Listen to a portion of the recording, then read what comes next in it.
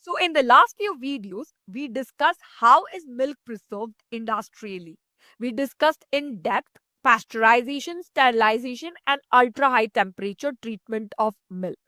But some countries in Africa and Asia, where refrigeration is still considered a luxury, we cannot use these sophisticated techniques to preserve milk. Then, how is milk preserved in these countries at a very minimized cost?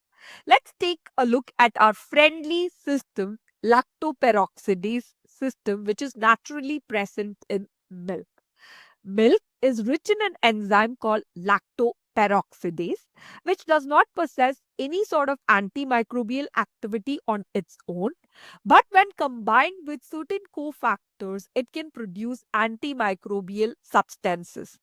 The cofactors that activate lactoperoxidase are thiocyanate and hydrogen peroxide.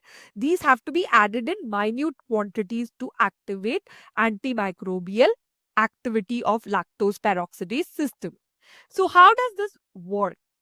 Hydrogen peroxide is a known antimicrobial agent. It reacts with a certain electron acceptor, generally a halide, as halide is eager to get a complete octet structure.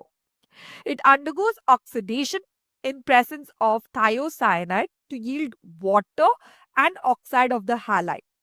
During this reaction, thiocyanate is also oxidized to yield hypothiocyanate, which is an intermediary compound. This intermediary compound is the one which has an impact on microbial cells. So it interferes with microbial cells in two ways. The first one is it interferes with sulfhydryl groups of proteins, oxidizing them to disulfides, sulfonyl thiocyanate, and sulfonic acids. If sulfhydryl groups are impacted, it means that the protein structure is altered, resulting in cell death.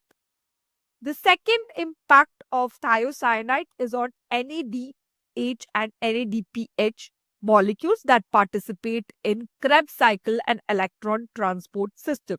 So NADH and NADPH in presence of hypothiocyanate, they are oxidized to yield NAD plus and NADH plus.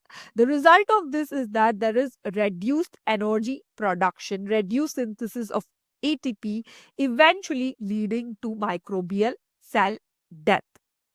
So, one characteristic feature of this lactoperoxidase system is that it is active against both gram positive as well as gram negative bacteria.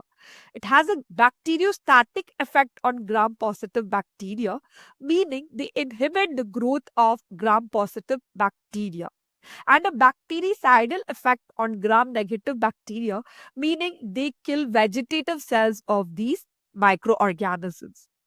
So, lactoperoxidase in general is effective against a range of microorganisms that are capable of growing in your refrigerated food products, like your E. coli, Pseudomonas, Shigella, and so on. So, what is the application of this lactose peroxidase system? We have already discussed that in certain countries where refrigeration is still a luxury, milk is preserved for a few hours to few days by activating lactose peroxidase system present within milk. Raw milk has some amount of thiocyanate, but this amount is not sufficient for activation of lactoperoxidase system.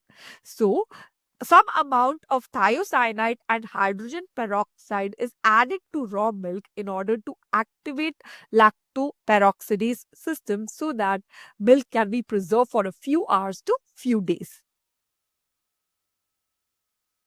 Thank you for staying with me through the video. In case you have any queries, please feel free to put them in the comment section and I'll get back at the earliest.